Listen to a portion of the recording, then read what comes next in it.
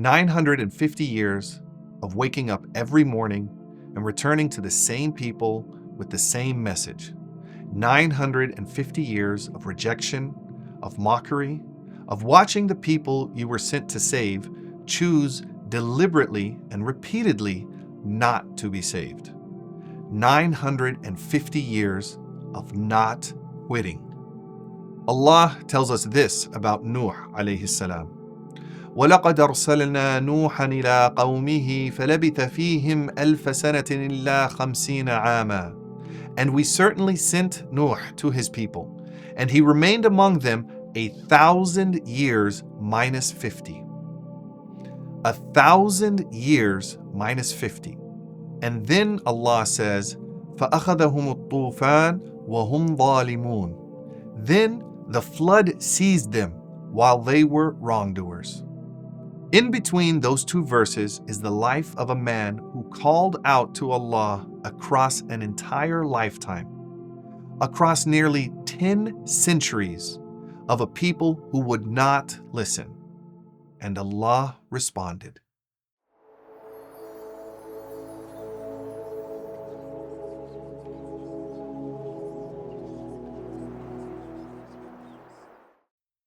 In Surah Nuh, Nuh alayhi salam describes his approach to his people, and he tells Allah, قَالَ رَبِّ إِنِّي دَعَوْتُ قَوْمِي لَيْلًا وَنَهَارًا فَلَمْ يَزِدْهُمْ دُعَائِيَ إِلَّا فِرَارًا. He said, My Lord, indeed I invited my people night and day, but my invitation increased them in nothing but flight. Night and day.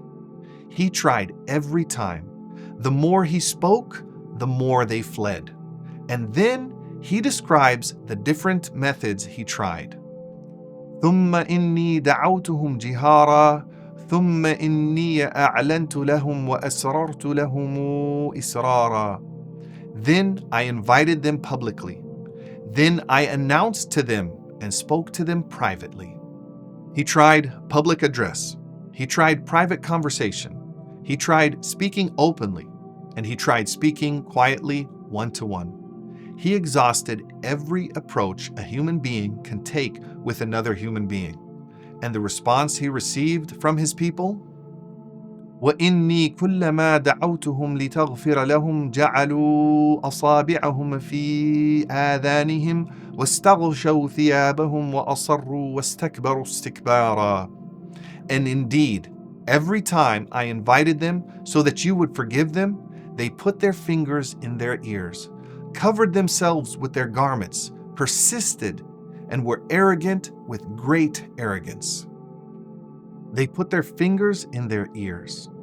They pulled their garments over their heads so they would not have to look at him.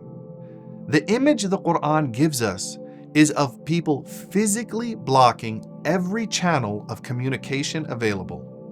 Eyes closed, ears covered, wrapped in their garments against the words of a prophet. And Nuh alayhi salam watched this for 950 years. When the flood finally comes, when Allah tells Nuh alayhi salam to take the believers onto the ark, Nuh alayhi salam sees his son standing apart, choosing the other side. And Nuh calls out to him, وَنَادَى نُوحٌ ابْنَهُ وَكَانَ فِي مَعْزَلٍ يَا بُنَيَّ ارْكَبْ مَعَنَا وَلَا تَكُنْ مَعَ الْكَافِرِينَ. And Nuh called out to his son, who was apart, O my son, come aboard with us, and do not be with the disbelievers. Ya bunayya, O my son. Not just my son, but something closer to my dear son. The way a father speaks to a child he loves. Even in this moment, at the edge of the flood, with the water rising, his first word to his son is still an invitation, still gentle. And his son refuses. He says he will go to a mountain and be safe. And the wave comes between them. Now we come to the du'a. In Surah Al-Anbiya, Allah references the call of Nuh alayhi salam. وَنُوحًا إِذْ نَادَى مِن قَبْلِ فَاسْتَجَبْنَا لَهُ فَنَجَّيْنَاهُ وَأَهْلَهُ مِنَ الْكَرْبِ الْعَظِيمِ. And Nuh, when he called out before. So we responded to him and saved him and his family from the great affliction. Al-Karb al-Azim, the great affliction. Fastajabna, Allah responds promptly to Nuh. He is saved, not just from the flood, but from the weight of everything that had come before it. Nuh makes his dua. رب اغفر لي ولوالدي ولمن دخل بيتي مؤمنا وللمؤمنين والمؤمنات ولا تزد الظالمين إلا تبارا. My Lord, forgive me and my parents, and whoever enters my house as a believer, and the believing men and believing women, and do not increase the wrongdoers except in destruction. After 950 years, the first thing Nuh alayhi salam asks for is forgiveness. We live in a time of immediacy. Everything arrives quickly, or we question whether it is working. And dua is not exempt from this. People make dua for something, and when the response does not come in a week, in a month, in a year, they begin to wonder, did Allah hear me? Is this dua doing anything? Should I stop asking? Nuh's story is the answer to that question. 950 years of a dua that was heard by Allah from the first moment it was made, and answered on a timeline that has nothing to do with Nuh's comfort or convenience or ability to keep going, and everything to do with the wisdom of the one who was listening. There are three possibilities when a dua appears unanswered. The first is that what you asked for is given to you.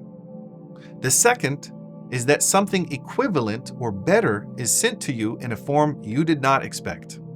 And the third is that it is stored for you on the day of judgment in a way that will make you wish, when you see it, that none of your du'as had been answered in this world, because what awaits you there is so much greater.